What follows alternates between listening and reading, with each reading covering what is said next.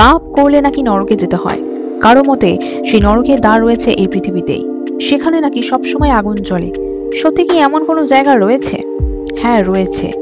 পশ্চিম Asia দেশ তুর্কমেনিস্তানের Karakum মরুভূমির দ্বারভাজা গ্রামের কাছে রয়েছে পৃথিবী বিখ্যাত নরকের দরজা বা হেল টু ডোর, যা একটানা 54 বছর ধরে আগুন চলছে, যা কোনো প্রাকৃতিক গর্ত নয়।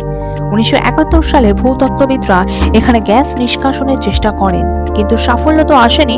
উল্টে সেখানে খোঁড়াখুঁড়ির কারণে সৃষ্টি হয় এক বিশাল গর্তের। সেই গর্তের মুখ থেকে ক্রমাগত বেরিয়ে আসা মিথেন গ্যাসের উপস্থিতি ভূতত্ত্ববিদদের চিন্তার কারণ হয়ে উঠলে তারা গর্তের মুখটিতে আগুন জ্বালিয়ে দেয়।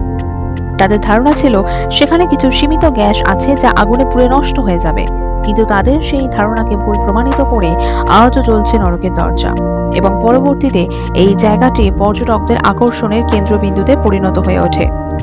এখানকার উত্তাপ এত বেশি যে চাইলেও 5 থেকে 10 মিনিটের বেশি থাকা যায় না।